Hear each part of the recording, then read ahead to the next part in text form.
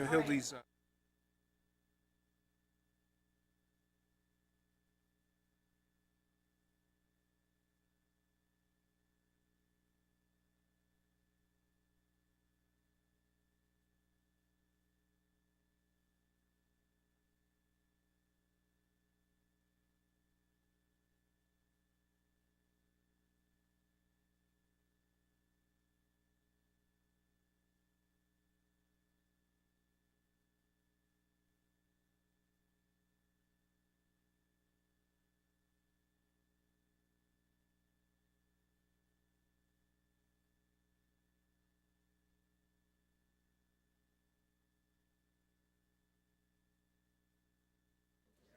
So we have decided, Hildy, that your education is lacking.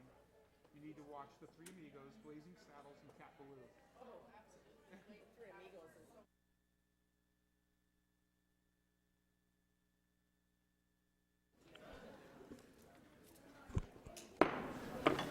Thank you. I'm calling this meeting to order.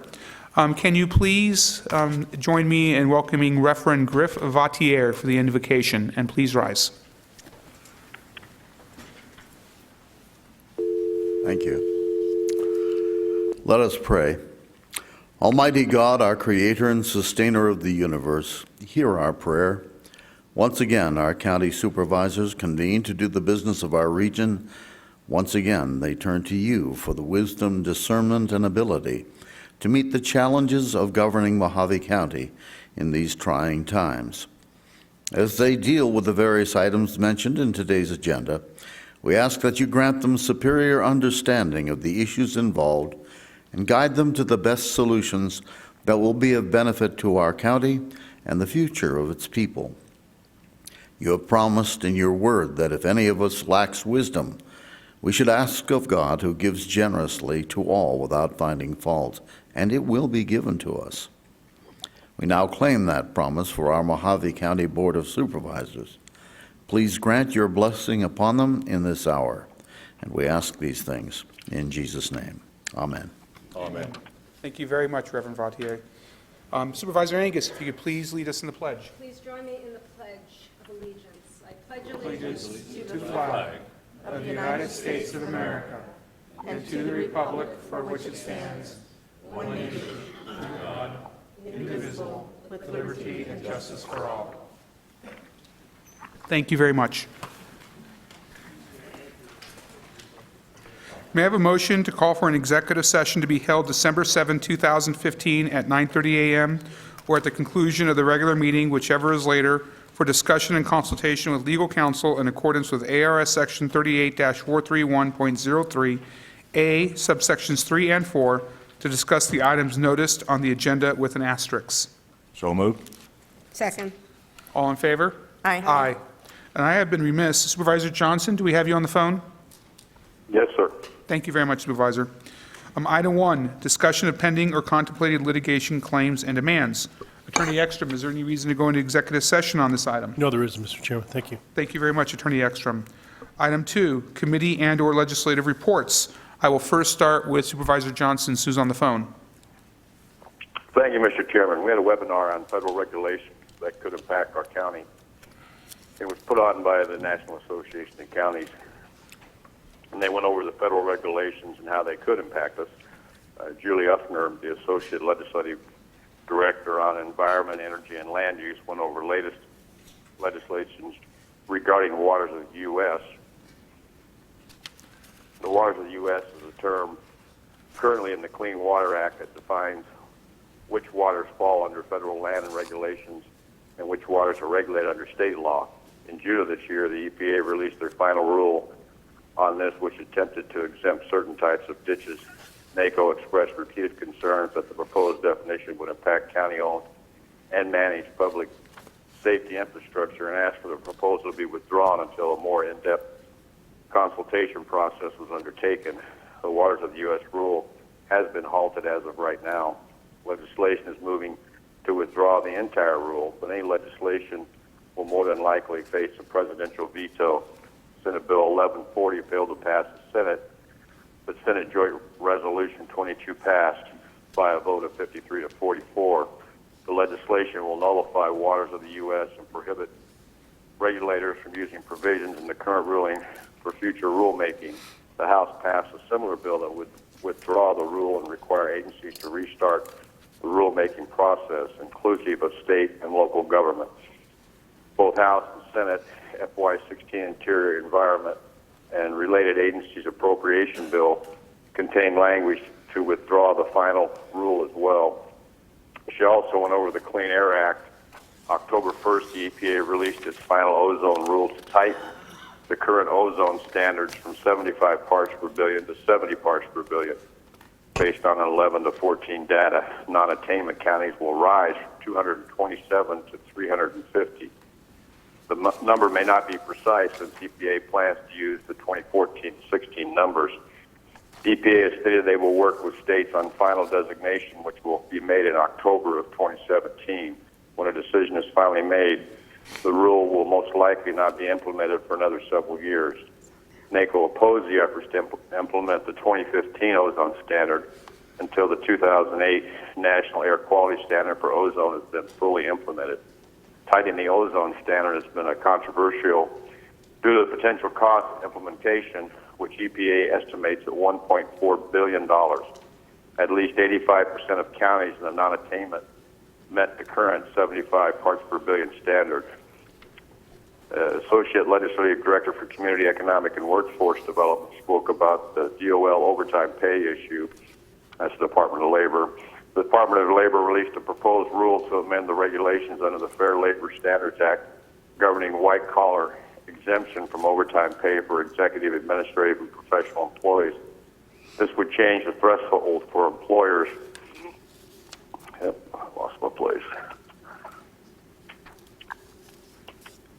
For employers who are eligible to receive, or employees who are eligible to receive overtime pay from $24,660 to $50,440. These proposed amendments to the Act would impact counties who collectively employ 3.3 million people, many of whom would be newly eligible for overtime pay. The Act requires the U.S. Department of Housing and Urban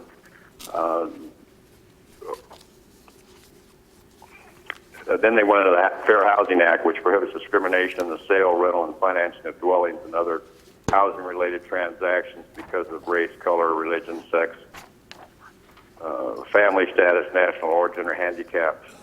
The Act requires the U.S. Department of Housing and Urban Development programs and activities to be administered in a manner to affirmatively further the policy of the Fair Housing Act. They will be giving out toolkits, and they're also looking at hiring another consultant. The Associate Legislative Director for Telecommunications and Technology spoke about the excess property program known as the 1033 program. This program, administered by the U.S. Department of Defense Logistics Agency, has permitted the free transfer of excess supplies and equipment to federal, state, and local law enforcement agencies. The program came under criticism following the protests and riots that occurred in Ferguson, Missouri. President Obama issued Executive Order 13688, Federal Support for Law Enforcement Equipment Acquisition, on January 16th of 2015. On May 18th, President Obama's administration announced that it would no longer allow local law enforcement to procure certain military surplus items.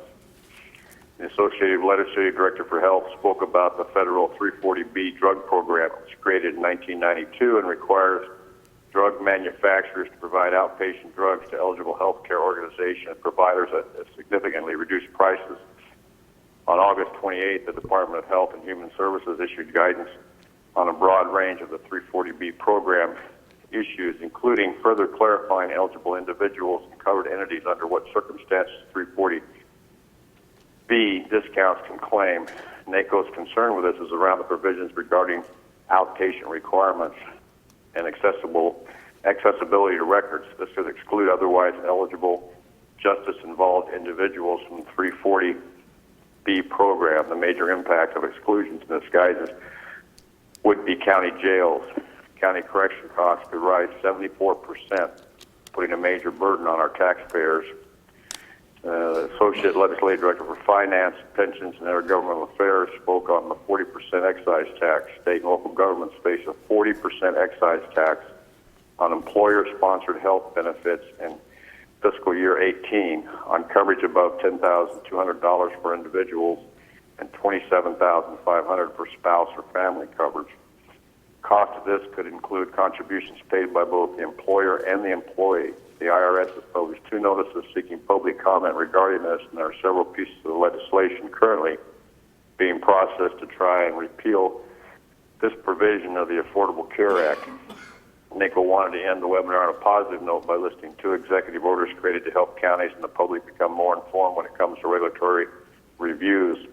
Executive Order 1356-3, issued on January 18th, 2011, requires agencies to conduct periodic reviews of existing significant regulations. Plans developed by agencies used to determine whether any such regulation should be modified, streamlined, expanded, or repealed. Executive Order 13610, issued May 10th, 2012, requires federal agencies to publish semi-annual notices of significant regulations that have been reviewed. It establishes public participation in regulatory review that must include a system for requesting and evaluation nominations of regulations in need of reviews. That's all I have, Mr. Chairman. Thank you. Thank you very much, Supervisor Johnson. Supervisor Watson, do you have anything? Thank you, Chairman Moss. I have nothing today, but I will be updating everyone on my travel starting this week. I'll be traveling to Phoenix for 2 meetings this week. So. Excellent. I know we'll be well represented. Thank you, Supervisor Watson. Supervisor Bishop. I have nothing to report. Thank you. Supervisor Angus. Nothing this morning. And I also have nothing. Moving on to item 3, County Administrator's Report. I'm County Administrator. I have no report, Mr. Chairman. Thank you. Going on to item 4, approval of the September 8, 2015 and September 21, 2015 Board of Supervisor regular meeting minutes. May I have a motion? I make a motion to approve. Is there a second? Second motion? We have a motion and a second. All in favor? Aye. Going on to call to the public, I have 2 people signed up to speak. The first is Stephen Robinson. Mr. Robinson, I know I don't need to say this, but if you'd come down, state your name, and share your thoughts for 3 minutes with the board.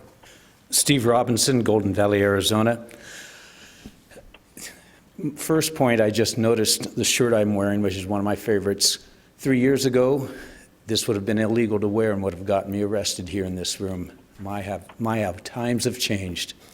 My thought is there's a lot of people that wanted to make it to this meeting tonight to speak, or this morning to speak to agenda item 35. I would encourage... You can't speak to agenda item 35. No, I'm speaking to a different item. Okay. They can't make it because the meeting isn't in the evening when it's more convenient for them. And I would really encourage this board to take a look at that as an option, because what it does is it tells the public you want to hear from the public. There's only 2 reasons that I could imagine that you wouldn't want to do that, and I don't think the second one is worth mentioning. And I understand the issue of convenience, for staff and all that, but I think we need to really pay attention to what the public would like. The 3 cities all meet in the evening. Several other counties also meet in evenings. At least once a month they meet in the evenings. So we're in the minority, I believe, that meet only during the daytime. And I think you would have a lot more public and citizen participation if you would take a close look at that issue. And I think the more people are involved, the better the government that we have. Thank you very much. Thank you very much, Mr. Robinson. Next up is Wayne, I believe it's Rollins, if I'm reading correctly. Rollins or Hollins. If you could step up, sir, state your name and correct my statement of your name, and give your address and share your thoughts for the next 3 minutes. Yes, my name Wayne Holland with the H, and I live in Golden Valley. And thank you, Mr. Chairman and members of the board. I've been here about 13 months, and I've started a cleanup group out in Golden Valley, and we've cleaned up a small portion of Golden Valley, and we thank Jean Bishop for her support for everything that we've did out there, and hopefully continue. My big concern now is the code enforcement. We have abandoned trailers, not only in Golden Valley, but all over Kingman and the rest of Mohave County that's been out there way before I've been here. We've complaints made to the code enforcement people nothing is ever done. They're always short of people.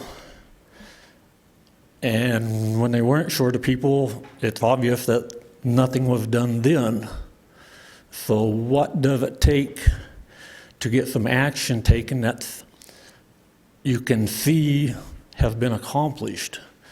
I mean, 20 years and nothing's been done. How much longer do we have to wait? We have a section of code enforcement people. What are they doing? I can't drive out there today and look at something different than when I drove out there a year ago. It's embarrassing. We try to get people to come to Kingman, to Mohave County, and they drive through the city, they drive through the county, they drive through Golden Valley. It looked like a dump. When are they going to do something? Thank you very much, Mr. Hollins. I would ask staff if they could speak with Mr. Hollins if he has any particular properties in mind. Our next up, we have a presentation, the overview of economic development in Mohave County, presented by Bennett Bratley, Mohave County Economic Development Director.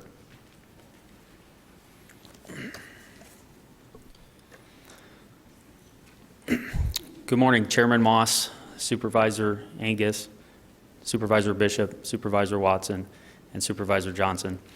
I'd like to thank you for the opportunity to update you, the board, regarding Mohave County's Economic Development Department.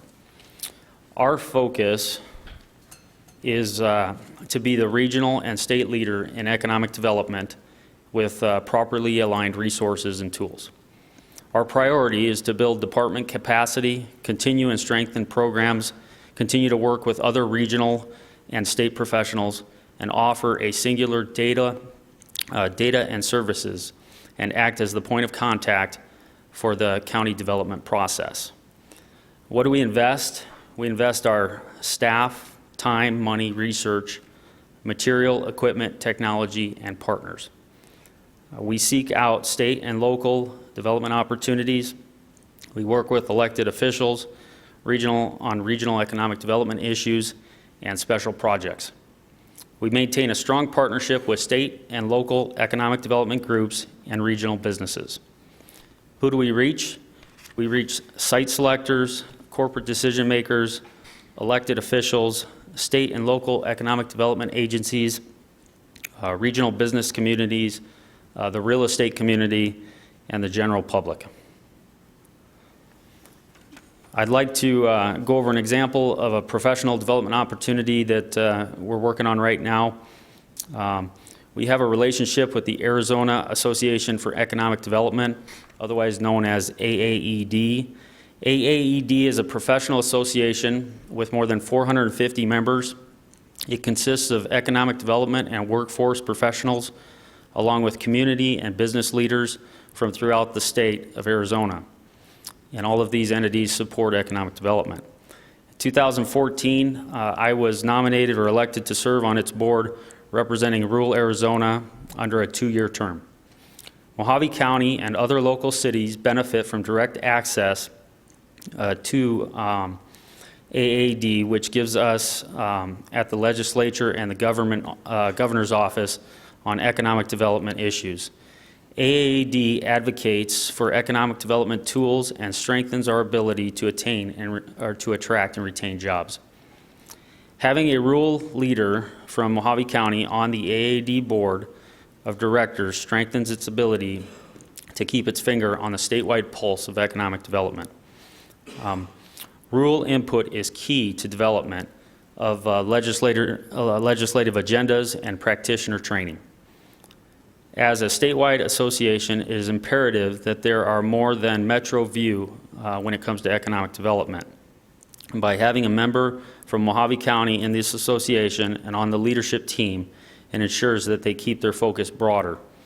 Currently, we are working on hosting an event which will take place in Mohave County. We will be bringing an Arizona Economic Development Update Luncheon. It's the 2016 Mayoral Economic Development Update, which will be featuring mayors from Lake Havasu, Bullhead, Kingman, and Parker. If you'd like to attend this, you can register online at aaed.com. and the event will take place February 18th. I would like to discuss some of our state partnerships. The Arizona the Arizona Commerce Authority is the economic development arm of the state of Arizona. We work with the Commerce Authority on a regular basis and continually maintain communication with them on potential projects and issues regarding economic development at the state level. This year, we partnered with them and other communities in Arizona to purchase a booth at the 2015 Select USA Investment Summit.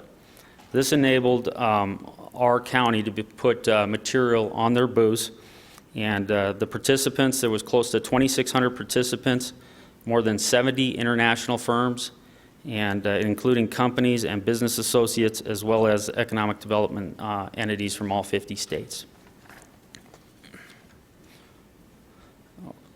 Over the last year, we worked with the Arizona Commerce Authority on a grant application which was administered by their agency. Through our efforts, the department was awarded a $500,000 grant towards the expansion of the Mohave County water system at the Griffith Industrial Park off I-40. The expansion of this water system was one of our department's goals since 2010, and I'm proud to say that Mohave County has already received the full $500,000 funding for this project and is scheduled to be completed by 2016. This infrastructure expansion has given us the opportunity to market that industrial park to potential businesses, and right now we've got 2 projects that are looking at this potential site. We also work on special projects throughout the years. And through 2014, 2015, the Economic Development Department headed up a local survey for the community of Golden Valley in an effort to bring attention to the need of a community grocery store. This effort has led to direct conversations with large grocery retailers. I was directly told by one of these retailers that the survey information we provided them was a very important firsthand data which they'd be using to potentially look at the community and the decision-making process. At this time, we don't have any commitments, but Golden Valley is on the radar, and our efforts will help in speeding up the decision-making process. We also worked on the 150th Celebration Passport booklet that went out throughout the county, and we also shared costs in regards to brochures and flyers for the 2014-2015 ICSC Recon Trade Show for the cities of Bullhead and Kingman. In regards to our local partners, we can currently we work with EDOs throughout Mohave County. Our department provides marketing data and other miscellaneous services for not only the incorporated cities, but also a lot of our smaller communities. The Mohave Locator tool, we maximize that tool. We provide yearly updates to data standards, countywide demographics, and we showcase favorable business costs of targeted industries. Over this year, the department has provided our local cities and communities with the following tools. The Mohave Locator tool, it's an online database of commercial properties listed for sale or lease in Mohave County. To accomplish this, we worked with Wardex, the local MLS provider out of Bullhead area. They provided us with an upload feed from all of the local commercial properties that were listed on the MLS, which we then in turn embedded into our website. This feed happens every evening, so the properties are continually updated. We also offer site comparison software to the Mohave County cities and other communities. This software allows them to show potential businesses the cost savings from locating or staying in Mohave County versus locating or relocating to a competing area. We update these comparisons every year, and it's basically provide them for free to our cities, as well as we use them on projects that come in through our office. We also pay to maintain and update the IEDC data standards and community demographics for all our communities. It is vital that this information is current and up to date. The data standards and demographic information is used by site selectors to make comparisons on demographic data and other community factors. Right now, the new IEDC data standards, which is the International Economic Development Council, their data standards are being released, and our updates will be completed in December. Our demographic information for all Mohave County has already been updated and is current on our website. Our focus when it comes to marketing is to have an effective marketing that positions Mohave County as the top-of-mind destination for new investment opportunities among targeted sectors and industries. We seek to raise awareness of regional economic development opportunities among regional businesses and residents. And we continue sustained external marketing campaign to promote strategic, cost-effective, and progressive image of Mohave County. And we also maintain our professional website and internet presence. We adhere to fully developed brand design guidelines, and we promote quality of life amenities. We build nationally recognized department through the web presence. One of the projects that I worked on this year was to start adding the unincorporated communities on our website. Up until this point, none of the communities had an effective web presence. In fact, it was basically non-existent. So we added a lot of imagery, information about those communities. We even have some videos on the site about those communities. So that was done this year. We also maintain national marketing presence for the county. We continue to get recognized in national print advertising and other online site selection websites. We have banner ads and direct ads that are sent out on a monthly basis through these efforts. Marketing the county with the economic development website was one of the important things that I wanted to look at. And in 2014, I was forced by the previous website provider to go back to the drawing board on our economic development site. Our old web provider was updating all their back-end content management software, and were going to require us to pay a fee to switch our site over from the back-end to the new site, and we weren't really going to get any new data, any new information, and so I thought we could probably do better. And so I worked with procurement. We did an RFP, and we hired a national website company that specialized in economic development websites. Being the only one in my department, I spent many hours basically switching the content from the old site to the new site. And in late December of 2014, we had to finish that because the old site was going to go offline.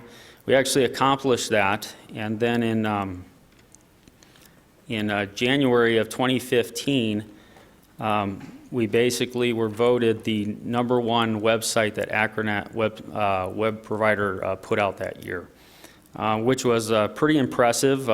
We beat out the likes of the Arizona Commerce Authority, which is the state agency. We also beat out Los Angeles County Economic Development, Michigan Economic Development Commission. These accomplishments, as well as the other projects above, say a lot for what we're able to produce with a limited budget and a small department compared to these other large counties and communities. This year, we continue to add great content and information to the site. With the help and recommendations of Chairman Moss's office, we added video. We used existing video from within our communities, and so it didn't add to our budget. This positive addition allows visitors to go to the site and see the exciting perspective of all there is to do when living, visiting, working, retiring, or raising a family in Mohave County. In conclusion, I would like to briefly go over some projects we've been working on or currently working on in 2015. Project West was a $200 million capital investment project. 285 jobs. It was an agricultural distribution facility. We did make the short list on this project.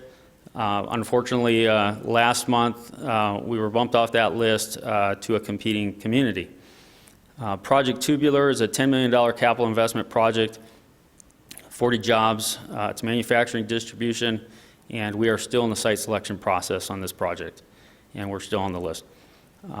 Project West is basically the projects get names. It's not the same one as the other Project West. It's a different one. It's a distribution center. It's a $15 million capital investment project with 67 jobs, and we're still on the list for this one. Project Ironman is a $12 million capital investment project with 150 jobs over 3 years, and they're still in the site selection process, and we're still in the running for this project. I did throw in there the Walmart project, which is a $15 to $20 million capital investment project down in Fort Mohave. It's a retail project. Project Aspen is a $5 to $8 million capital investment over 225 employees over 3 years. It's still in the site selection process, and we're still being considered. Project Poolside, we're still being considered for this one. It's a $10 million capital investment project with 100 employees over 2 years. It's manufacturing distribution. Project Sequoia it's a $4.3 million capital investment project, and it's 250 employees over 3 years. It's manufacturing distribution, and the project was put on hold late quarter of this year. Project Apex, which was it's a finished project. It was Mohawk Carpets. They were considering Mohave County. We were second of one other communities, which actually the project ended up going to Mexico. It was a $12 million project, 120 employees over 2 years. One of the factors was workforce in regards to wages. So transportation would have been a better thing for them, but I guess the numbers came out different. Project George is a $15 million capital investment project, 200 employees in year one. It's a distribution center, and we are actually still in the site selection process on this project. Same with Project Incentives. It's a $20 to $30 million capital investment project, 200 jobs year one, still in the site selection process. And then we have 2 solar projects that we're working on right now, and they do have their power purchase agreements, which is very positive. They're a 70 megawatt photovoltaic farm. And with that, I'd like to conclude, and I'd like to thank you for your time, and if there are any questions. We'll start with, thank you very much, Mr. Bratley, for your presentation. We'll start with Supervisor Johnson. Supervisor Johnson, do you have any questions for Economic Development Director? Yes, thank you, Mr. Chairman. I guess I just have one question. Where are you looking at the location of these, or I don't need a location, but are these on private land for your solar projects or federal land? They are private land. Okay, thank you. That's all I had, Mr. Chairman. Thank you very much, Supervisor Johnson. Supervisor Watson. No questions. Great job. Thank you. Continue. Supervisor Bishop. I just wanted to say congratulations on all your accomplishments and all of your awards. They keep coming year after year after year, and you're just amazing the way you keep representing Mohave County with such a small department. I believe you have one employee, and that is yourself.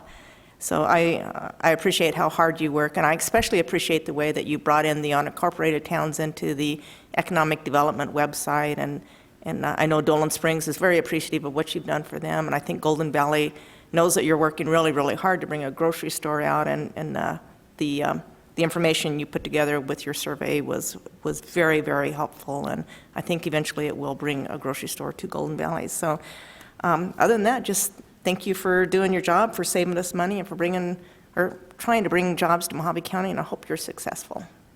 Thank you, Bennett. Supervisor Angus. Yeah, thank you. There's a lot of projects that are in the site selection part of the process. What happens then? Like, what do you do to get them to choose us? Well, really, I can't make them choose us. I can just give them the information, give them the data that they request, and then, just be really forthwith with any information that they need. It really comes down to, in the end, private landowners, what are they willing to take? Is there infrastructure there to supply their needs? A lot of things that really our department is not going to be able to control. Is there anything that the county can do to assist you? Everyone always talks about economic development, and the county's not doing enough. I mean, do you think that? I do think that a discussion about potential incentives would be helpful at some point. Okay. Yeah. Do you think any of these that you brought up here, do you think that any of them may actually happen? Yes, I do. Yeah, I think that we'll, there's a lot on that list, and if we get one or two of them, that would be a good thing. I think that it's just a lot of it's timing. It takes a lot of time sometimes, and with the economy being the way it is, sometimes they'll hesitate or they'll put a project on hold. If you lose a project, do you go back and you do sort of like a little back study as to why, what some of their reasoning is, so we can maybe If fix it they'll in the talk with future? us, I actually, attempt to do that. A lot of times we don't, the site selector doesn't even give us the name of the project, and so we have to figure out who was the company, and then once we can find that out, then we can, maybe look at the communities they decided to go to. And then if the site selector is willing to say, hey, it was a workforce issue, or it was this issue, the price of land, like the first Project West, I was told it was a price of land issue on that one.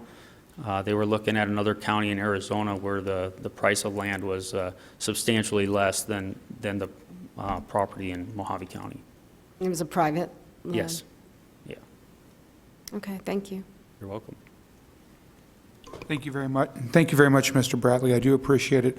I would like you to get with Attorney Ekstrom and County Administrator Hendricks and schedule a time for the board, maybe in the first of the year, regarding legal incentives, because I know there's some things we can do and other things we cannot do. So if you can get that before the board, it would be greatly appreciated. Thank you very much. Thank you. Going on to the consent agenda, the following items listed under consent agenda will be considered as a group and acted upon by one motion with no separate discussion of said items unless the board member so requests. In that event, the item will be removed from the consent agenda for separate discussion and action. Is there any items to be removed from the consent agenda? Supervisor Johnson? None, Mr. Chairman. Supervisor Watson? None. Supervisor Bishop? I have none. Supervisor Angus? None for me this morning. And I also have none. Can I have a motion on the consent agenda? Make a motion to approve the consent agenda, items 1 through 30. Is there a second? Second. All those in favor? Aye. Any opposed? Going on to item 31 of our regular agenda. Discussion and possible action. Ray, approve utilizing Mohave Educational Services Cooperative MEAC contract number 12E-ESI-0517, temporary recruitment services with Education Services, Inc., Scottsdale, Arizona, and execute the ESI agreement for employee staffing for Mike Hendricks as Mohave County Administrator, County Engineer, for an estimated amount of $162,248.25. In addition, approve paying the Arizona State Retirement System required alternative contribution rate of 9.36, the current rate, for an estimated amount of $15,251.96, payable to ASRS. Funding will be sourced to 100-01-400, County Administration, 70%, 205-03-4301, Engineering, 20%, and 86-01-4960, Television Improvement District, 10%. May I have a motion on item 31? Motion to approve. Second. Any further discussion? Seeing none, all in favor? Aye. Going to item 32, discussion and possible action. Ray, direct the Development Services Director to research the policies and procedures implemented by other Arizona counties for providing exemption to regulating the use or occupation of land or improvements for agricultural purposes, and based on the findings, develop a proposed policy and procedure for consideration by the Board of Supervisors within a reasonable time frame. May I have a motion on item 32? Supervisor Moss? Yes. I brought item 32 up. It had come to my attention that there might be, Mohave County might be out of line with the way that agriculture exemptions are awarded, and so I asked staff to look into it, and so I'd like to ask Chris Ballard to come up, or whoever is prepared to speak to this morning.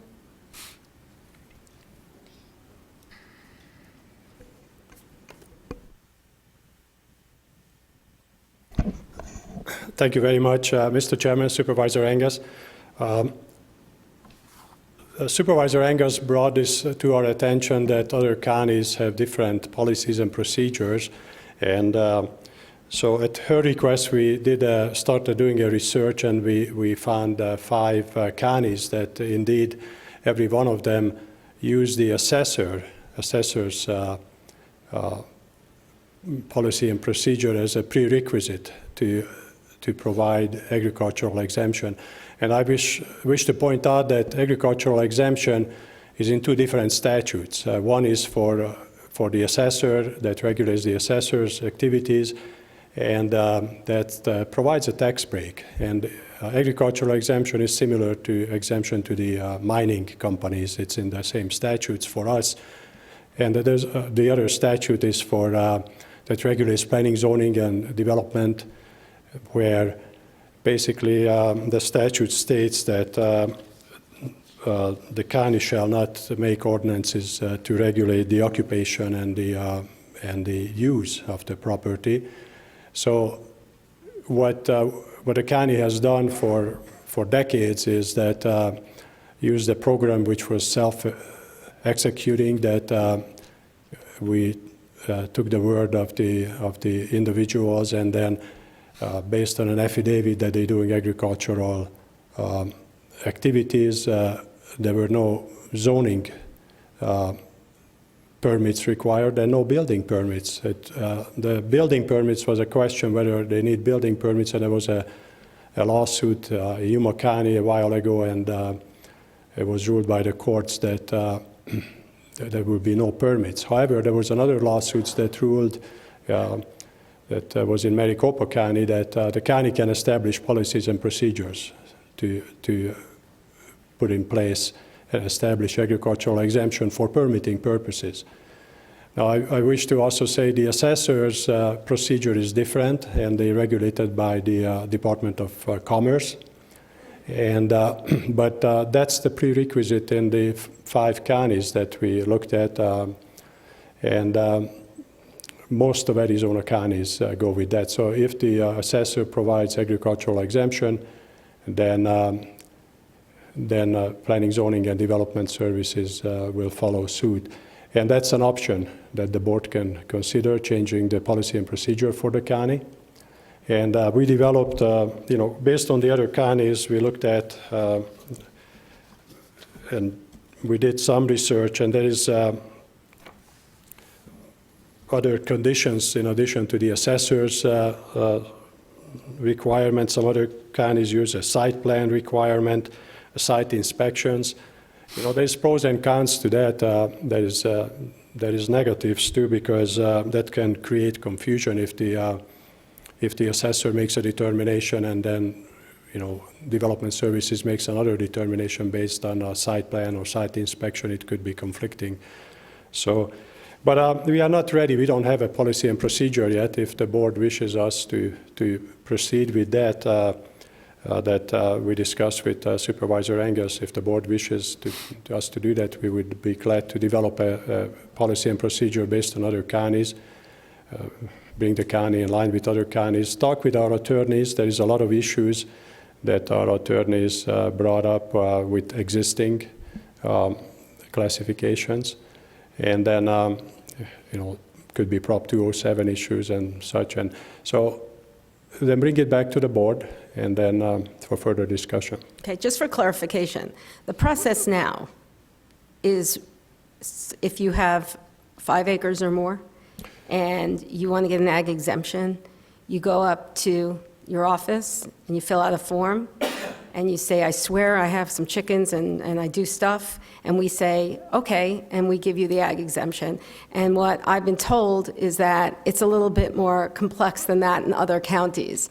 We basically take your word for it, not saying anything about the words of the Mohave County citizens, but what happens, sort of the unintended consequences or intended consequences, is that when you have this ag exemption, you could build on your property without having permits and things like that. And I think it's important enough that there should be another level of oversight, which is what the other counties do. The assessor, I mean, there has to be someone who goes out and makes sure and checks and makes sure. So we've been doing this for how many years now?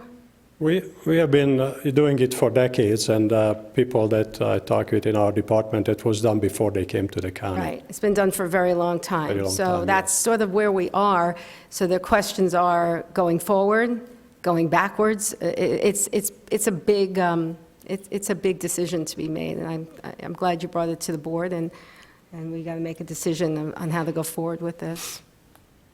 Yeah, and if I may, Supervisor Angus, if you would give us some time to research all the other counties, and we could put together a proposed policy and procedure with options, and then also provide other options so that the board could discuss. Right, with policies going forward and how to deal with past. That's right. Okay. And I also wish to add that other counties evolved over time too. So. Mm-hmm. Sure. And there's a lot of legal questions. That's why I'm asking for time, because basically what really matters is the county attorney's opinion in this regard. And we had some discussions with Mr. Ekstrom and also with Mr. Taylor, and they're looking into it. And so we're looking forward to get their opinion, what the county can. How much time do you think you need? Well, if we could, because, December is the holiday season, if we could ask 60 days, I would appreciate it. Okay. Done. Does any other member of the Board of Supervisors have any questions for Mr. Hunt?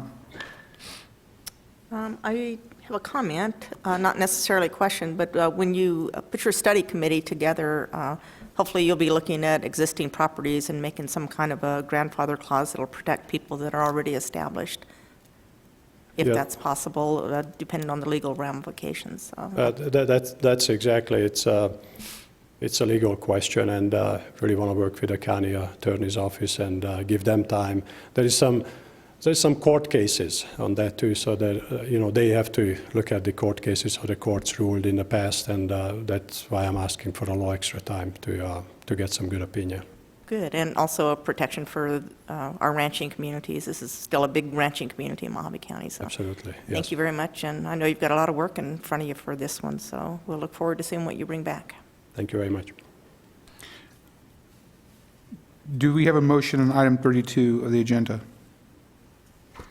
Supervisor Moss, I make an agenda to bring back this item with a proposal in 60 days from today. So we have a motion to approve this item with a return in 60 days with proposals from staff. Do we have a second? I'll second it. We have a motion and we have a second. All in favor? Aye. Any opposed?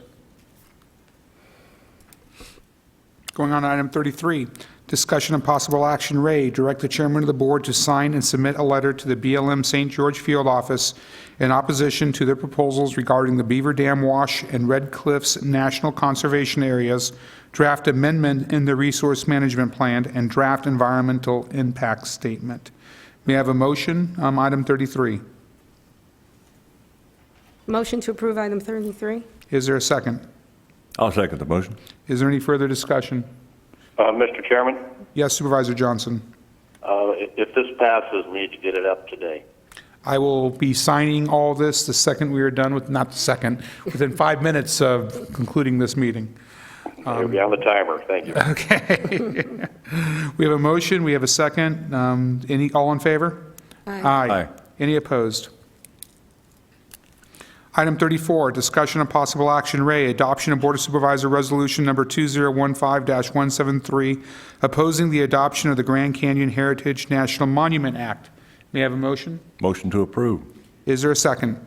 Second. Any further discussion? Seeing none, all in favor? Aye. Any opposed? Going to item 35, discussion of possible action. Ray, discuss a request from the President of the Manufactured Housing Industry of Arizona and consider directing staff to bring back the December 7, 2015 board meeting available options for potentially amending or delaying the implementation of Section 37-F-1-3, Section 37.H.1.B, Section 37-H.2.C, and any section of the Mohave County zoning ordinance that limits the age of manufactured home units to a date more recent than June 15, 1976. I put this item on the agenda because I got an email from the Manufactured Housing Industry of Arizona and several residents on this issue. I did not feel it was appropriate for me to give instructions to look into this by staff on my own, so I brought it to the board so we can give instructions to staff to take a look at this item, the pros and cons, and engage with stakeholders like realtors and manufactured home suppliers and homeowners with the area, because this has generated a considerable amount of controversy over the last week or so. I'm hoping that we're not actually taking action to change the year or the date yet, that we're just going to send this to staff. I say that because we have approximately 13 to 14 people signed up to speak. I just wanted to fill them in on a limited nature of what the board would possibly be doing today. That said, the first person signed up is Crystal Gabrielson. If Ms. Gabrielson would approach, state her name and address, and then she can share her comments for 3 minutes. Did you want a motion for discussion or anything? We have to get to the people to speak first. Okay. Hello, good morning, Chairman, Supervisors. My name is Crystal Gabrielson, 3426 North Mirror Road in Golden Valley, Arizona. And reading upon this, I do have concerns, not only as a homeowner, but as a citizen in Golden Valley, but for Sohai, White Hills, all these different rural areas. And I know for a fact, myself, I own a couple mobiles that are way older than 7 years. And if this goes into effect, I mean, literally your property value goes down. And if people bought property and they're starting out, young couples, and they want to buy a trailer to put on it, some of them can't afford this. But yet we want to bring people here. And I think that it's more about looking at not so much the year of the trailer, but that it makes and meets the codes for viability and livability. And when we start looking at things, I could show you a brand new home that looks like it's 20 years old versus one that is 20 that people have meticulously taken care of. So by changing this or putting this into effect, we're hindering a wide, vast area of Mohave County, the growth and the people of young citizens that are coming here, older, elderly people that are coming here, people who are buying these trailers to redo them and rent them at low income and new people. So I think I'd really like to see this go back to the planning and zoning, go back, be discussed, see what other options there are, not to hinder and to discourage young people, elderly people, and anybody who's in a rough situation, or to lower and decrease the value of the existing homes that they're maintaining and keeping now. So that would what I'd like to see happen, and no action taken on it at the moment. Thank you. Thank you very much, Ms. Gabrielson. Next up, we have Mayanne Lorraine. If I mispronounce your name, I apologize, but if Ms. Mayanne Lorraine would approach, state her name, correct me, I believe, and address, you'd have 3 minutes to share your thoughts with the board.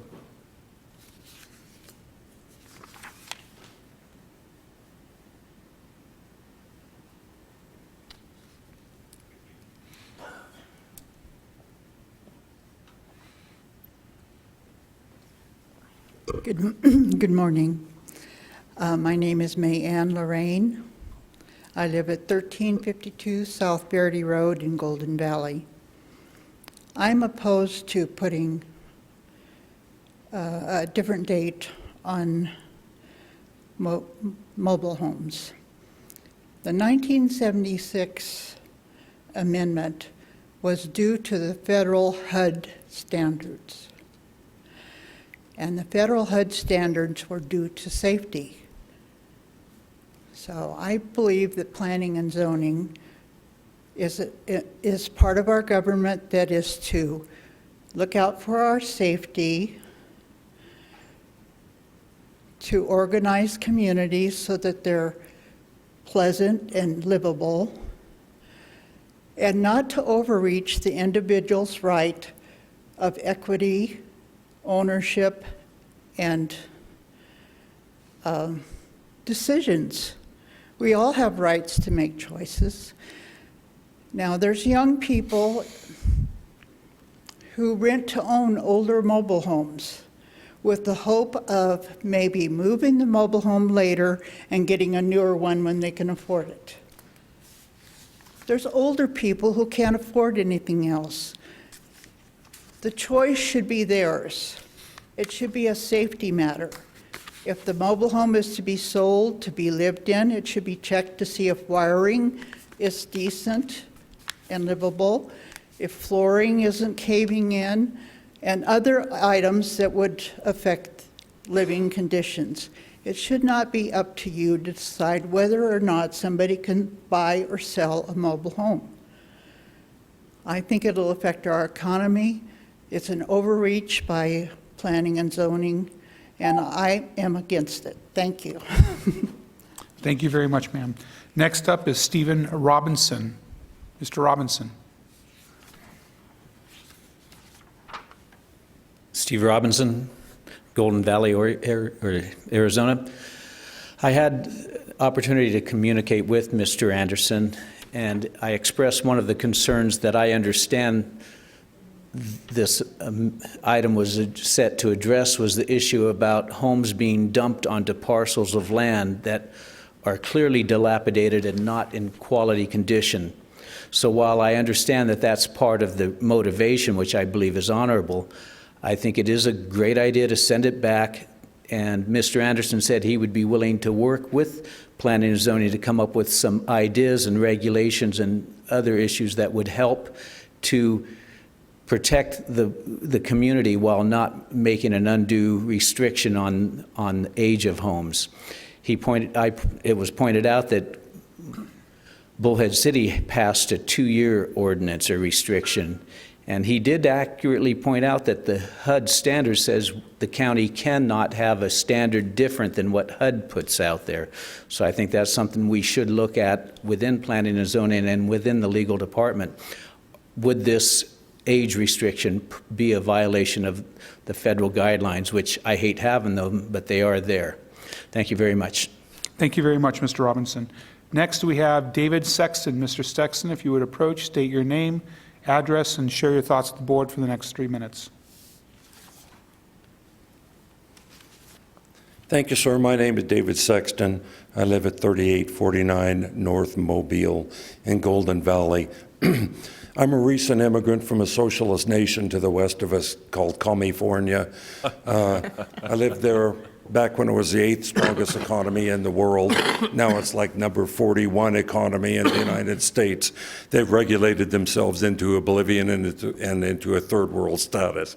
I moved to Arizona because it's one of the few states in the country that's home of the brave and land of the free still, with the emphasis on the land of the free. I'm somewhat appalled by looking at this ordinance on the age of mobile homes. Believe it or not, old mobile homes have the same kind of following that old cars do. There are a lot of people out there that just love them for what they are, and unfortunately, they're being regulated into oblivion also by what I'm looking at here. Golden Valley, with the older mobile homes, constitutes affordable housing for some of us that are retired and or on fixed incomes and or disabled, as is the case with us. We're living in a travel trailer right now. We moved it out here from California. We were looking to upgrade to an older mobile home with the idea of stepping up to a newer. This just shot us right out of the saddle, and I'm sure we're not the only people that are running into this problem.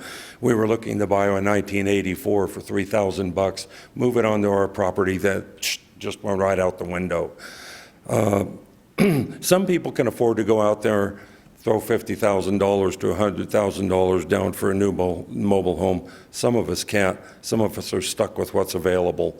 and that just got yanked out from under us. Now, I'm a retired firefighter, fire inspector, and fire officer, also certificated as a paralegal with a focus on constitutional law. What I see here is potential for a string of lawsuits or a class action suit based upon the taking of property without compensation. This is basically like that federal debacle called cash for clunkers or whatever it was, except there is no cash. It's taking of property without compensation and without due process. If on one day your mobile home is worth $3,000 and the next day it's worth nothing, that's what we're looking at here. Don't have much time to talk about this, obviously, but I wanted to have my voice heard. I feel that people in Golden Valley and people in Mohave County are getting a poor deal on this. Thank you. Thank you very much, sir. Next up, we have Amanda Kaufman. Ms. Kaufman, if you would approach, state your name, address, and share your thoughts with the board for up to 3 minutes. Good morning. I'm Amanda Kaufman, Chairman of the Board, Supervisors. I'm at 6615 East Flagmine Road in Kingman. I don't really have the history of why this even came to planning and zoning to change the date here, so forgive me if my response is off from that. But there's a couple of things here. First, we have real property rights, and we have a personal property thing going on to real property. I can see where some people, we had a comment earlier and call the public, some people are concerned with how their residential surroundings look and what their neighbors do, and is it look clean? Can I sell my house at a better rate if my neighbors picked up the property? And I can see that maybe that's where the 7-year thing is coming from. But the U.S. codes for fire and safety, it's much older than that. I think it's almost 40 years old at this time. My concerns are 7 years is not much, and after 7 years, if I had a mobile, it's technically worth nothing now in the county. So I'm assuming then my property values now, my taxes, right, they're going to go down. The county's not going to get income from that. So I don't think that would actually be favorable for the county, considering we need money to do all the things we want to do. The other issue, and the gentleman over here touched on it earlier, is I want to buy a 1984 home for $3,000 because I can afford it. If I'm stuck with having to buy a 7-year-old or newer home, you're looking at some good money. I mean, it could be an $80,000 home, and now you got to get terms with the bank, and even if you did like a 15-year term, you're looking at $650 a month. And it gets expensive, and if we only have a 7-year life on a home, those mortgage rates, loan rates are going to be extraordinary. And it's not just trying to clean up the area, I get that, but you're putting a lot of people, a lot of our own constituents here in a position that they just can't afford to live here anymore. One other thing, when we divide properties, sometimes the developers establish HOAs or CC&Rs, and a lot of times I think Lazy OIU has something in there, like it has to be so many square foot and you can't have mobiles. I think a lot of times some of these areas are already addressed in those CC&Rs and HOAs. And if a lot of times people, when they do their homework, they look and say, hey, I want to buy property that doesn't have any of those so I can do whatever I want to do with my real property. That's all I have, and thank you for your time. Thank you very much, ma'am. Next up, we have Elise Haran. If you could step up, state your name, address, and share your thoughts with the boards, and potentially correct my pronunciation of your last name. You did good. It's Elise Heron, 2128 Whitetail Lane, Mohave County. Excellent comments so far. I want to try not to duplicate them. Going all the way back to Bennett and his presentation, he deals with site selectors. I deal with site selectors, but I'm a real estate agent, so I call them clients. And they come to Mohave County because they don't want overreaching government intervention, period. They also love our tax base because it's very small.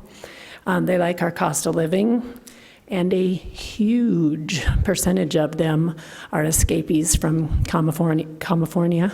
I love your word, thank you. those people don't want to move into an area where everybody's telling them what to do with their own personal property. So that's something I want us to all keep an eye on. These mobile homes, many years ago maybe wasn't the case, but anything coming off the line right now is potentially superior in quality to something that's built out in the elements. These things are constructed in a climate-controlled environment, and then they're put on a frame and they're rolled out and they're put on a concrete pad. And some of what you're looking at could last as long as a stick-built home. So are there reasonable reasons to want to go out there and clean out the dump sites? Absolutely. Is this the way to do it? No. You already have code enforcement. Give them some teeth. Create a definition for abandoned. If you've got a mobile sitting there that has no electric hooked up to it, solar or otherwise, has no water hooked up to it, water haul or otherwise, and it has no septic hooked up to it, then make the owner remove it. Those are just attractive nuisances for drug facilities and just common problems for the neighborhoods. So we already have a tool, it's called code enforcement. We might need to beef up their teeth in a way that doesn't overreach our constitutional rights as property owners. But when you have these elements out there, we're just giving our law enforcement one more problem to manage. And I'd love it if we'd keep that in mind, because I'm sure this thing will come back to us. I understand it's already been tossed around 24 times. And we as a public are only getting alarmed about it this week. That's shocking to me. Thank you so much for your time today. Thank you very much, ma'am. Next, we have Sean Herron. If you would approach, sir, state your name, address, and you have 3 minutes to share your thoughts with the board. Good morning. My name is Sean Herron, 20128 East Whitetail Lane, Kingman. Just some general statistics. I am also a full-time realtor here in Mohave County. Currently, as of this morning, there are 334 properties that fall into this category for sale older than 1999 on the market right now. Their effective value that could be deterred or affected by this being implemented is over $15 million. That's just in current active real estate. If you take it further, over 25% of the single-family unit housing in Mohave County falls into this category. They're manufactured homes, 25%. So it's really important to understand the magnitude of that. 28,000 factory-built homes in the county, median value of about $133,000 per home, equals about $3.7 billion in real estate that could be potentially affected by this in a bad way if this goes through. I would definitely recommend thinking that through a little more carefully. Overall in Mohave County, 70.3% of all the single-family housing units fall into a category where they are built prior to 1999. So to apply a law just to 25% of us versus the other homes that are built in Mohave County that are older than that standard and probably on most part fall into a condition of worse repair than mobiles or manufactured homes would definitely be unfair and borderline discriminatory and should be thought of, and I'm very much against it. That's all. Thank you. Thank you very much, sir. Next, we have Jeffrey Jolly. Mr. Jolly, if you would approach, state your name and address, and share your thoughts with the board over the next 3 minutes. Good morning. My name is Jeffrey Jolly. I'm from Schatz Ranch, which is listed as Kingman, but I'm 50 miles away from here. Thank you for allowing me to speak. I noticed, according to the agenda, that we had a call from the president of the manufacturing of housing industry. With the comments that were just given to us, we've been touching this issue 20-some times or more. You've heard from several of the people here that live in the county, and you've got a lot of great information from the different people. I would just ask that you table, after you look at this hard, and table this and get it off the agenda. Tell the man when he calls you that we've taken care of this and we're taking care of our constituents, our people, and we're making sure they've got good housing. And we're going to address the issue of the dropped off trailers and the dope people that are using them for their little quick times to build things and all the different things like that. We're going to handle that in a manner that we will handle it in our county. And thank you for your time. Thank you, sir. Next, we have Carmen Johnson. Ms. Johnson, if you would approach, state your name and address, and share your thoughts with the board.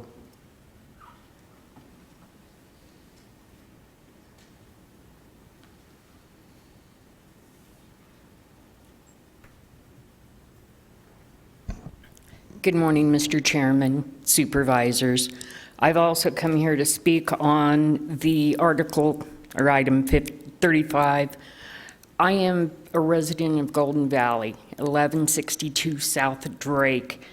I ask that you repeal this item, take it off completely. It creates a hardship on our low-income families wishing to move to the valley. It also creates an insurmountable burden on those that currently own manufactured homes, such as myself, built over 7 years ago. Those that are wishing to improve their property by buying newer homes now no longer can. You've taken away any value as far as a trade-in item. You just can't do it. I make less than $12,000 a year. There would be no way whatsoever without a trade-in that I could conceivably have any newer home. Effectively, this eliminates growth, creates loss of jobs and businesses. We are being taxed by this. According to the assessor's parcel search, my land value in 2015 is $6,688. Improvement value is $61,000. Cash value, $68,000. I'm being taxed on this. So is everybody else being taxed on their current improvements and such that they've made on the house. Mr. Jolly touched on the fact that we've lost a lot of businesses due to workforce issues. If you continue on this, you won't have a local workforce. There will be nobody here. Nobody can afford to come in and be here to work and support our county. I wish that you would consider to repeal this item. Thank you. Thank you, ma'am. Next off, we have Margaret GGD Ween. If I mispronounced your name, I apologize. If you would approach, state your name and address, and have 3 minutes to share your thoughts with the board.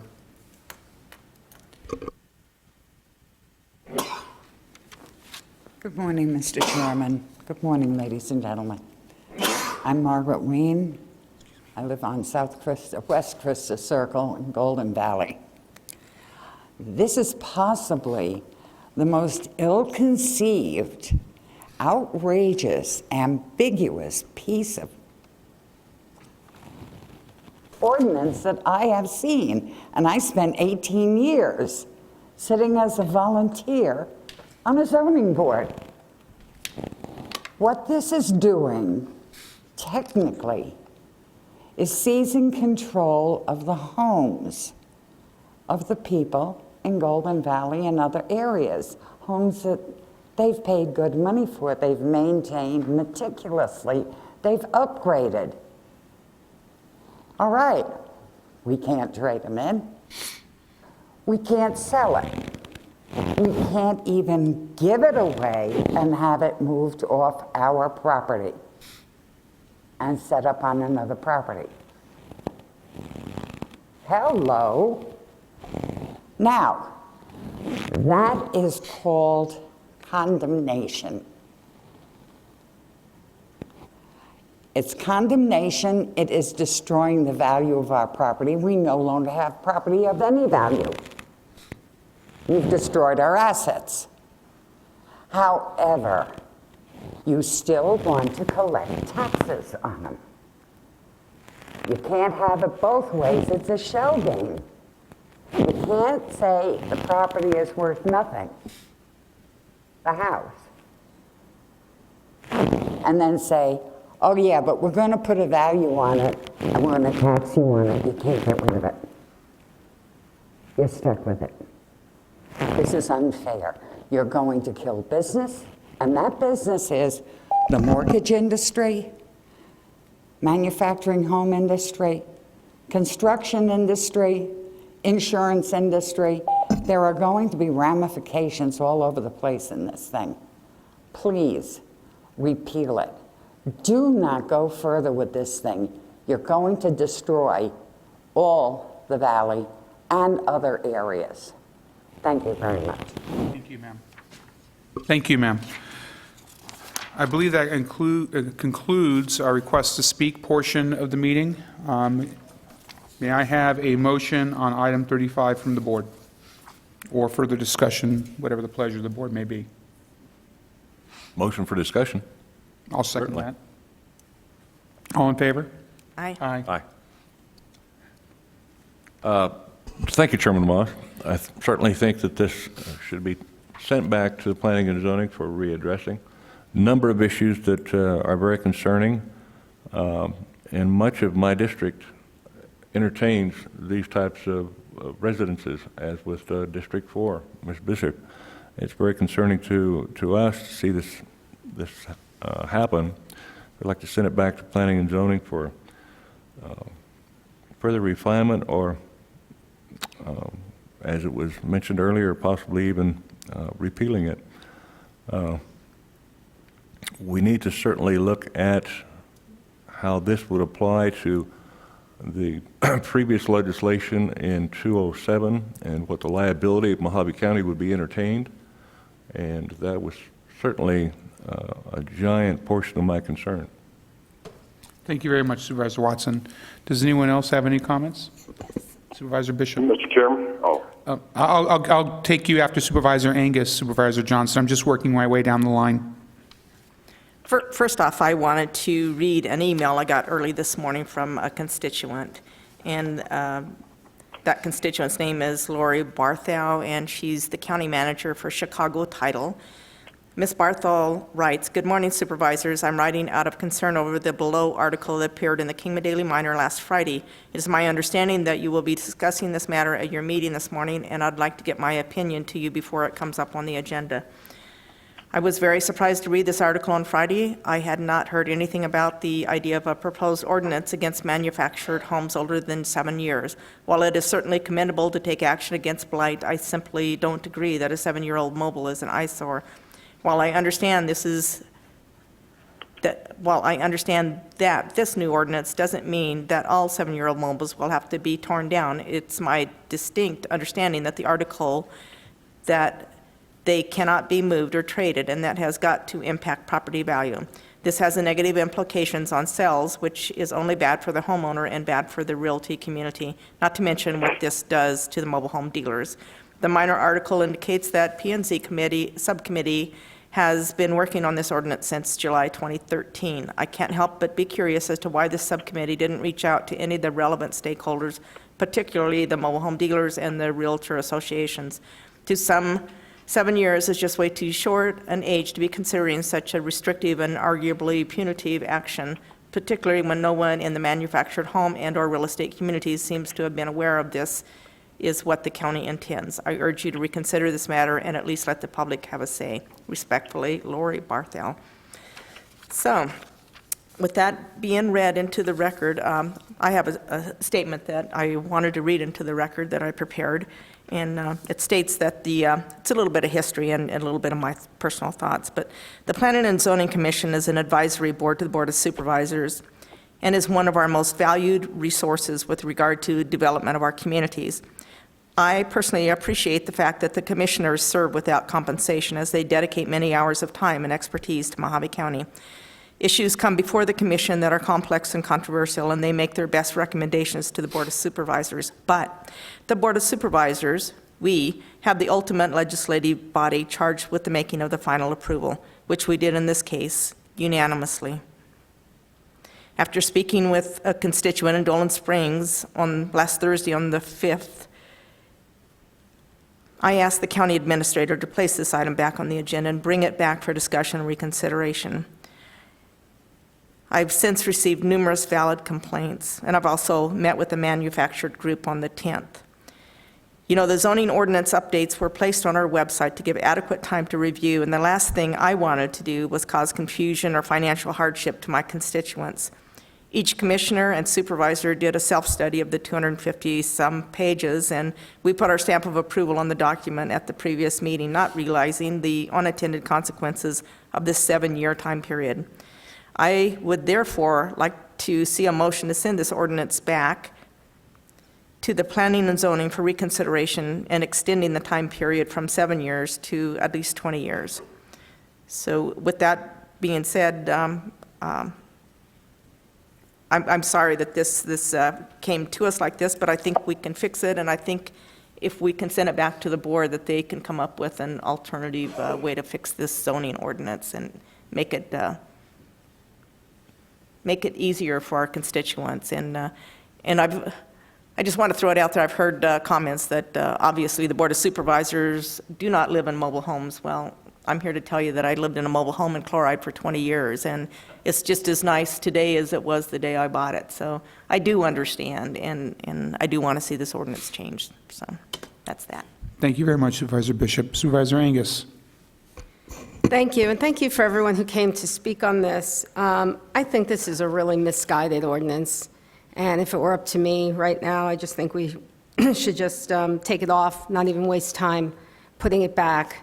I agree with what so many people said, because I came here because this is the last free place, and I fight against the federal government and the state government on overreach, and I would hate to think that we are doing the same thing, putting our tentacles and telling you how many years you have. And I think it's, I understand the reason. I do agree with the gentleman who spoke. I think it's a code enforcement issue. We do have to, and I hear that all the time from our employees, that they don't have the backing to do what they have to do, and the staff to do what they have to do. And so I would like to go there instead of going here. So I am all for just saying ixnay on this and move on. Thank you very much, Supervisor Angus.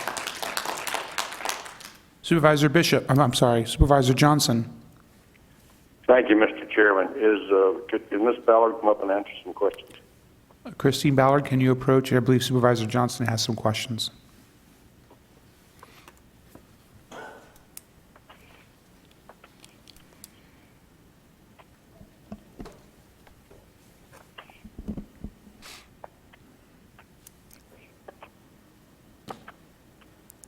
Mr. Chairman, Mr. Johnson. Thank you, Ms. Ballard. Can you give me just go over the timeline of this? I know we just approved this last meeting, and you've been working on it for quite a few years. Can you kind of go over the input that, you searched out, or PNC did? Mr. Chairman, Mr. Johnson, members of the board, this particular item, the question of the age restriction on manufactured housing, was not directly the focus of the effort. The effort actually was to go through the Mohave County zoning ordinance to look for areas where the ordinance needed to be updated and brought more into line with what is actually happening in current day life. That effort began in July of 2013. The committee itself was a subcommittee of the Planning and Zoning Commission, consisted of 4 members, and that subcommittee held meetings ranging. They would meet, at first they were meeting every 2 weeks. Later on, it was more like every other month. All the meetings were advertised in Kingman Daily Miner. Public was always invited. We always made room for the public, and many members of the public attended. The minutes and the agendas for the subcommittee meetings were in fact, still are on the website. The ordinance itself, the revised ordinance has been on the website. I'm guessing now probably close to 90 days, maybe closer to 120. There was a public hearing held before the Planning and Zoning Commission in September, and the Board of Supervisors held their public hearing on November 2nd. Prior to those public hearings, not only was an ad placed in the legal notices, which we're required to do, we are also required to place a display ad in the newspapers, and we didn't stick on the display ads. We didn't stick to just the Kingman Daily Miner. All the major newspapers had display ads.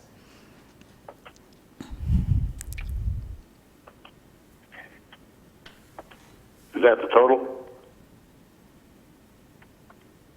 I didn't understand what you said, Supervisor Johnson. Is Ms. Ballard done? Yeah, Mr. Chairman, Mr. Johnson, yes, I'm done. I guess that's what bothers me. I mean, we've done years of this. It's been at the Planning and Zoning Commission. I've watched the meetings where they've discussed this, and after we go through our own public hearing and adopt it, now we're back redoing it again. I mean, if we want to send it back to Planning and Zoning, that's fine, but we've had adequate enough time, and people have had adequate enough time to pay attention to what's going on in the county. That's all, Mr. Chairman. Thank you very much, Supervisor Johnson. Thank you, Ms. Ballard. Oh, go ahead, Supervisor Watson. Thank you, Chairman Moss. If I could ask Ms. Ballard a couple questions. I've been kind of following the whole process for quite some time on the changes to the, and could you explain to me who brought the 7-year time period, and at what point in the hearings did that come up? Because prior to about 9 months ago, I don't think there was any discussion about the amount of years involved. Could you give me an idea of who brought it up and when it was brought to the subcommittee? Mr. Chairman, Mr. Watson, members of the board, the first mention in the subcommittee minutes of a limit on what manufactured homes, or the age limit for manufactured homes that could be set in Mohave County, first came up, I believe it was on August 28th, 2013. It was brought up by a committee member, and at that discussion, that committee member asked if the attorney who was advising us, Robert Taylor, would take a look and see what the limitations are on placing age limits for setting new sets of manufactured homes. At that point in time, it was quote unquote 10 years or less was the committee member's request. And I have to say right offhand, I'd have to go back to the minutes to find exactly who made that request. Okay, thank you. 13. No more questions. Does anyone else have any questions for Ms. Ballard? Thank you very much, Ms. Ballard. Actually, I do. I am sorry. I tried to send you back again, and I was mistaken. Go ahead, Ms. Bishop. I would like to hear what your recommendation would be in order to facilitate bringing this back and have it studied and quickly come to a resolution to where we can extend the time period of the ordinance to, I would recommend at least 20 years. Mr. Chairman, Supervisor Bishop, members of the board, the zoning ordinance itself was a massive effort, covered multiple topics.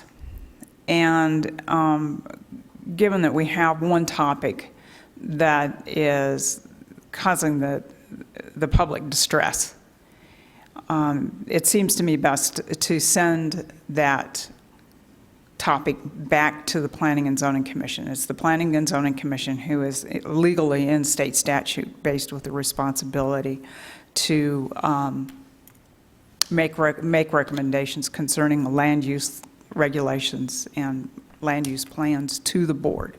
So send it back to that body. Definitely,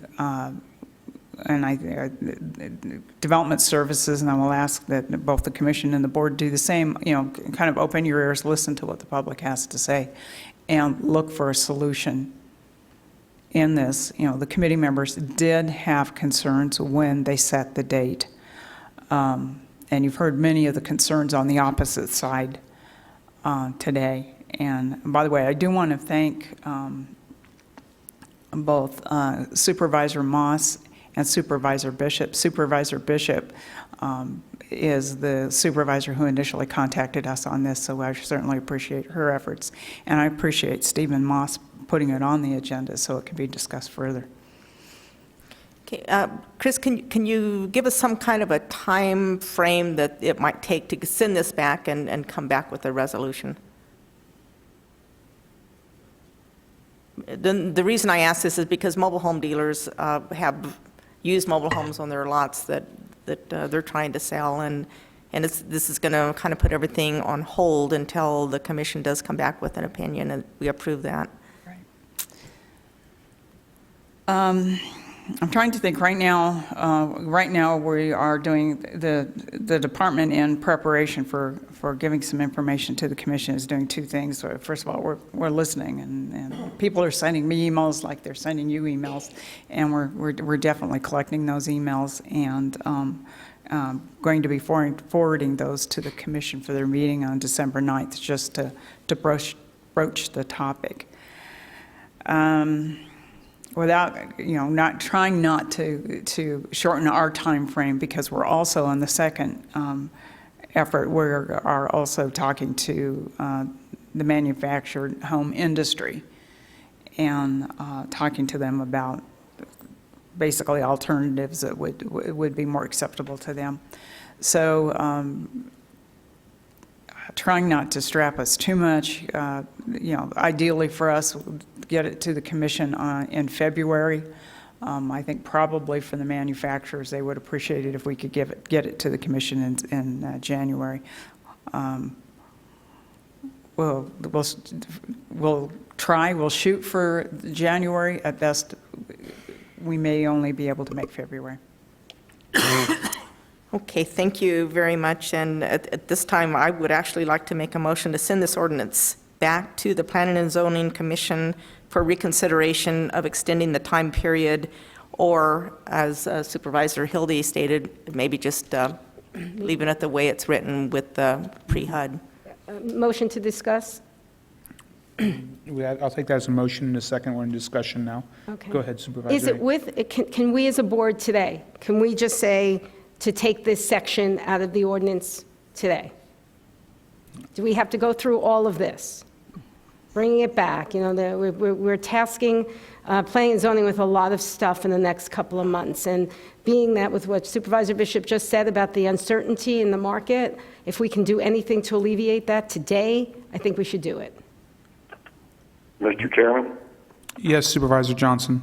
I believe it has to go through the same amount of hearings that we've done in the past. I mean, we've been this since 2013, and we still have to be publications and everything else, but if Mr. Ekstrom's there, I'm sure he can step in.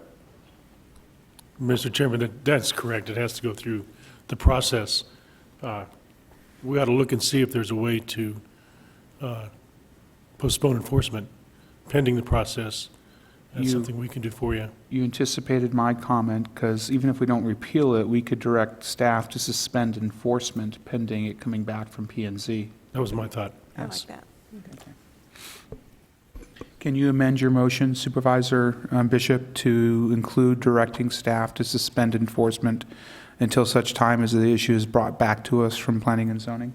Absolutely. I'm in my motion to include that statement. Would you second that motion? Second the motion. And Supervisor Watson has seconded that motion. Technically speaking, if Supervisor Angus seconded the first motion, should it be Supervisor Angus who has to second the amended motion? I seconded the first motion. Yeah, you did. I took it as you did. Oh, okay. Okay. And the records are going to reflect that you did, so you might as well second the amended motion. I second the amended motion. All right, we have an amended motion and a second. Is there any further discussion? Seeing none, all in favor? Aye. Aye. Aye. Any opposed? Okay. May I have a motion to adjourn? And I assure Supervisor Johnson I will be going upstairs immediately to sign the paperwork that you need. Motion to If they adjourn. can have the cameras follow you, I'd appreciate it. Second. All in favor? Aye. Aye. We're adjourned. Thank you very much for your attendance, folks.